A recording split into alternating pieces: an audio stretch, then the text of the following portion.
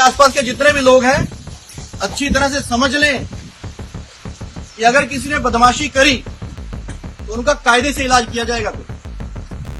अगर कहीं से खबर आ गई कि किसी ने कोई खुराफात करने की, किसी को परेशान करने की कोशिश की है, तो फिर उसकी खबर फिर अच्छे से लेंगे हम। ये जहांगीर के घर वाले भी खड़े हैं, उसको बता देना कायदे से। ये बार बार जो खबरें आ रही हैं कि उसके लोग धमका रहे हैं, तो फिर अच्छे से खबर लेंगे, फिर बाद में रोना पछताना मत।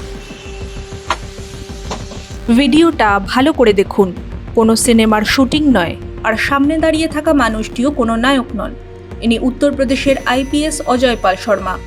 জায়গাটা দক্ষিণ 24 পরগনার ফলতা। তৃণমূল প্রার্থী জাহাঙ্গীর খানের বাড়িতে ঢুকে খোদ প্রার্থীর বাড়ির লোকদের যা বলে এলেন তাতে শুধু জাহাঙ্গীর নয়, কালীঘাটের অন্দরমহলেও বোধহয় এসির হাওয়া কাজ করছে না। সোমবার ভাইরাল হওয়া এই ভিডিওতে দেখা যায় উত্তরপ্রদেশের এনকাউন্টার স্পেশালিস্ট অজয় পাল শর্মা দুষ্কৃতীদের হুঁশিয়ারি দিচ্ছেন। তাও আবার দিচ্ছেন ফলতা বিধানসভা এলাকার তৃণমূলী দুষ্কৃতী তথা ওই কেন্দ্রের প্রার্থী জাহাঙ্গীর খানের বাড়ির সামনে দাঁড়িয়ে। কিন্তু কে এই অজয় পাল শর্মা? কেন তাকে দেখে গোটা রাজ্যের তৃণমূলের গুন্ডাদের বুক ঢিপঢিপ করছে? কেন এই ভিডিও প্রকাশ্যে আসার পর দুষ্কৃতীদের মনোবল রাখতে সাংবাদিক বৈঠক করতে হচ্ছে তৃণমূলকে? এই অজয় পাল শর্মা হলেন যোগী আদিত্যনাথের রাজ্যের সেই সুপার কপ যাকে ইউপির অপরাধীরা জমের মতো ভয় পায়। শত শত এনকাউন্টার আর অপরাধীদের শায়েস্তা করার লিমকা বুক রেকর্ডও আছে তার ঝুলিতে। এবার নির্বাচন কমিশন এই সিংঘমকেই পাঠিয়েছে ফলতার মতো স্পর্শকাতর এলাকায়। বার্তাটা স্পষ্ট, গুন্ডামি করলে এবার আর নালিশ হবে না, সরাসরি ট্রিটমেন্ট হবে। কালীঘাটের ছত্রছায়ায় বেড়ে ওঠা দুষ্কৃতীর বাড়িতে ঝোড়ো এন্ট্রি কি আর সহজে হজম হয়? জাহাঙ্গীর খান পাল্টা সুর চড়িয়েছেন। তার দাবি পুলিশ নাকি গুন্ডাদের মতো আচরণ করছে। বাড়ির মহিলাদের সামনে এমন ভাষা ব্যবহার করা যায় না। জাহাঙ্গীর তো আবার নিজেকে পুষ্পা সিনেমার আল্লু অর্জুনের সাথে তুলনা করে বলেই ফেলেছেন ঝুঁকেগা নেহি। কিন্তু জাহাঙ্গীর বাবু, সিনেমার পর্দা আর বাস্তবের আইপিএস এর সামনে ফারাকটা বোধহয় আপনার শিরদাঁড়ার ভয়ের হিমেল স্রোতটাই বলে দিচ্ছে। এদিকে এই সিংঘামের ভয়ে তৃণমূলের অন্দরমহলে এখন প্রবল ছটফটানি। মহুয়া মৈত্র আবার অজয় পাল শর্মার একটি পুরনো নাচের ভিডিও খুঁজে বের করে ট্রোল করার চেষ্টা করছে। ভাবখানা এমন, দেখুন পুলিশ অফিসার আবার নাচে নাকি? বলি মহুয়া দেবী, দুষ্কৃতীরা যেখানে থাকবেন এনকাউন্টার স্পেশালিস্টকেও তো সেখানেই থাকতে হবে। দুষ্কৃতীরা তো আর আশ্রমে থাকবেন না। কিন্তু আপনাদের এই ছটফটানিতে স্পষ্ট কতটা ভয় পেয়েছেন আপনারা। দল বেঁধে নেমে পড়েছেন একজন পুলিশ অফিসারকে সামলাতে। দুষ্কৃতীদের মনোবল চাঙ্গা রাখতে সাংবাদিক বৈঠক করতে হচ্ছে আপনাদের।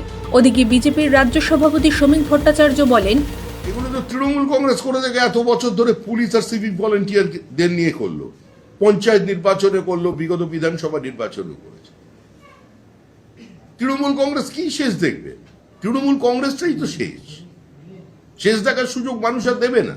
যা দেখছেন এখনই দেখে নিন।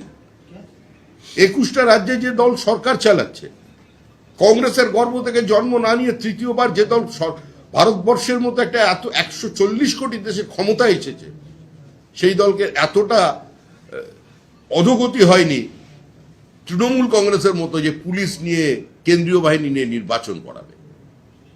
যেখানে বোম আছে, যেখানে গুলি আছে, যে বাড়ি থেকে বেরিয়ে অন্য বাড়ির লোককে ধমকানো হচ্ছে, ভোট না দিতে যাওয়ার আইডি কার্ড চেয়ে নেওয়া হচ্ছে, জমা রাখা হচ্ছে, সেই বাড়িতেই কেন্দ্রীয় বাহিনী যাচ্ছে।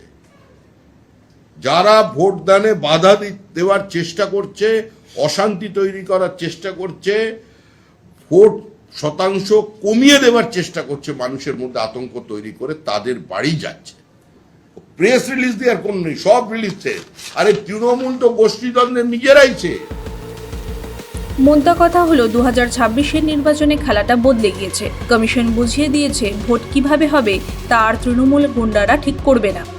সংবিধানের নির্দেশ অনুসারে তা ঠিক করবে নির্বাচন কমিশন। আর কমিশনের এই তৎপরতার জেরেই প্রথম দফার বিপুল হারে ভোট দিয়েছে সাধারণ মানুষ। সেই জন্যই নিয়োগ করা হয়েছে অজয় পাল সিং এর মতো পুলিশ আধিকারিকদের, যারা ব্রেকফাস্টে রোজ একটা করে পুষ্পা হজম করে ফেলেন।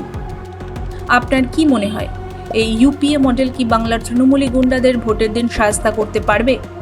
জানান কমেন্ট করে। আমাদের চ্যানেলটি সাবস্ক্রাইব করুন। ব্যুরো রিপোর্ট, মাধ্যম।